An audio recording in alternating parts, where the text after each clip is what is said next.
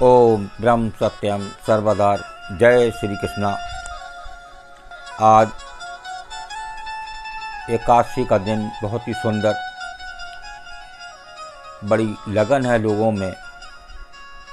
एकादशी के प्रति लोग बड़ा प्रेम से व्रत रखते हैं, उसको निभाते हैं। तो ये साथ साथ भगवान श्री कृष्ण के ये भगवत गीता से अध्याय 6 के श्लोक किसी भी समय सेवन करने से एक लाभ मन को अलग होता है। और भगवान श्री कृष्ण इस श्लोक में बता रहे हैं कि ना तो इस लोक में ना परलोक में जो मनुष्य भगवत प्राप्ति के लिए कर्म करता है उसकी कभी भी दुर्गति नहीं होती। तो आइए श्रवण करते हैं श्लोक।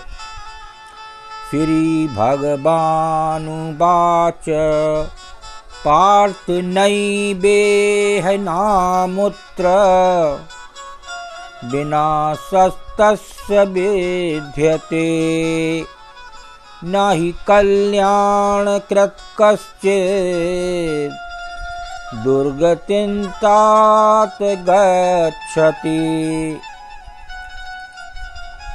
हे पार्थ, उस पुरुष का ना तो इस लोक में नाश होता है और ना परलोक में।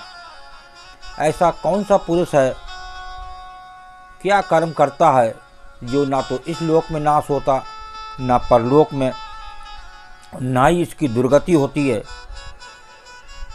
आत्मोद्धार के लिए अर्थात भगवत प्राप्ति के लिए कर्म करने वाला कोई भी मनुष्य दुर्गति को प्राप्त नहीं होता। इस श्लोक में भगवान श्री कृष्ण ने ये बताया। दूसरा श्लोक को श्रवण करते हैं। प्राप्य पुण्यकृतान् लोकान् उषित्वा शाश्वती समाः शुचीनां चिरिमतांगेः योगभ्रष्टोऽभिजायते। ये छठे अध्याय का 41वां श्लोक है। देखिए इसमें क्या संदेश है भगवान श्री कृष्ण का। योग भ्रष्ट पुरुष पुण्यवानों के लोकों को अर्थात स्वर्ग आदि उत्तम लोकों में प्राप्त होकर उनमें बहुत वर्षों तक निवास करके फिर शुद्ध आचरण वाले श्रीमान पुरुषों के घर में जन्म लेता है। देखिए फिर मानव जन्म मिलता है अगर वो भगवत प्राप्ति के लिए उस आत्मोद्धार के लिए कर्म करता है। तो ऐसे कर्मों का जो भगवान श्री कृष्ण संदेश दे रहे हैं, आज हम एकादशी के दिन नियम बनाएं और एक भगवान श्री कृष्ण के अनुसार जो आत्मा के रूप में आपकी इस देह में विराजमान है और वो आपकी लगन आपके प्रेम को बराबर देख रहे हैं, बराबर निरीक्षण कर रहे हैं कि हमारा अंश इस संसार में क्या कर रहा है, संसार के प्रति प्रेम है या इस आत्मा के प्रति प्रेम है। तो आइए तीसरे श्लोक को श्रवण करते हैं। बहुत ही सुंदर श्लोक। अथवा योगिनामेव कुले भवति धीमताम् एतद्धि दुर्लभतरलोके जन्म यदीदृशम्। ये 42वां श्लोक है। इसमें बता रहे हैं भगवान श्री कृष्ण, अथवा वैराग्यवान पुरुष उन लोकों में न जाकर ज्ञानवान योगियों के ही कुल में जन्म लेता है। देखिए वैराग्यवान पुरुष उन लोकों में न जाकर ज्ञानवान योगियों के ही कुल में जन्म लेता है, परंतु इस प्रकार का ये जन्म है सो संसार में निसंदेह अत्यंत दुर्लभ है। देखिए, दुर्लभ जन्म के बारे में इसमें संदेश दे रहे हैं भगवान श्री कृष्ण। एक श्लोक को और श्रवण करते हैं, बहुत ही सुंदर श्लोक।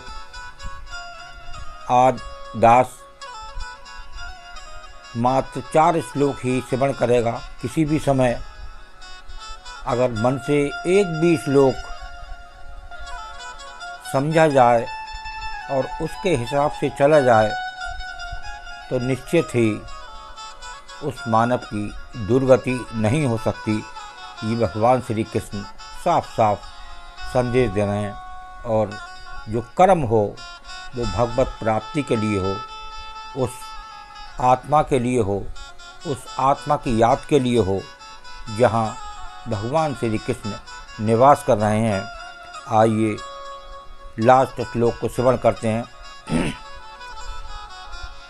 तत्र तं बुद्धि संयोगल लभते पौर्वदेहिकम् यत ते चततो भूय संसिद्धौ कुरु नंदना। ये 43वां श्लोक है, बहुत ही अद्भुत सुंदर। इसमें भगवान श्री कृष्ण के वर्णन सुने। वहाँ उस पहले सही में संग्रह किए हुए बुद्धि संयोग को अर्थात समबुद्धि रूप योग के संस्कारों को अनायास ही प्राप्त हो जाता है। हे कुरुनंदन, उसके प्रभाव से वो फिर परमात्मा की प्राप्ति रूप सिद्धि के लिए पहले से भी बढ़कर प्रयत्न करता है। देखिए, उस परमात्मा के लिए वो पहले से भी बढ़कर कर्म करता है और परमात्मा प्राप्ति के लिए उसका पूरा ध्यान रहता है, जिसके लिए ये मानव चोला इस संसार में जो दुर्लभ है, दुर्लभ शरीर है, दुर्लभ उस आत्मा को याद करना, उस परमात्मा को याद करना और एक भगवत प्राप्ति के लिए कर्म करना। जो कर्म हो वो उस ईश्वर के लिए हो, उस आत्मा के लिए हो। एक आत्मा की याद हर समय हर पल बनी रहे तो निश्चित ही आज एकादशी के दिन एक नियम बनाएं। जैसा नियम एक व्रत का बनाते हैं उस प्रकार से उस प्रभु की याद में खो जाएं, उस आत्मा में डुबकी लगाएं तो निश्चित ही आपका जीवन सफल हो सकता है। कम से कम जो कर्म भगवत प्राप्ति के लिए किया जाएगा उसमें कभी भी भगवान श्री कृष्ण बता रहे हैं कि दुर्गति कहीं दूर दूर तक नहीं है। जय श्री कृष्णा। ये अध्याय आज एकादशी के दिन अच्छा लगा हो तो समय निकालकर किसी भी समय ज़रूर सेवन करें मन से, तो देखिए मन में कितनी ठंडक और शांति मिलती है। और एक बात अगर भगवान श्री कृष्ण की समझ में आ जाए तो निश्चित ही इस संसार से बेड़ा पार हो सकता है। ओम ब्रह्म सत्यम सर्वदा। जय श्री कृष्ण।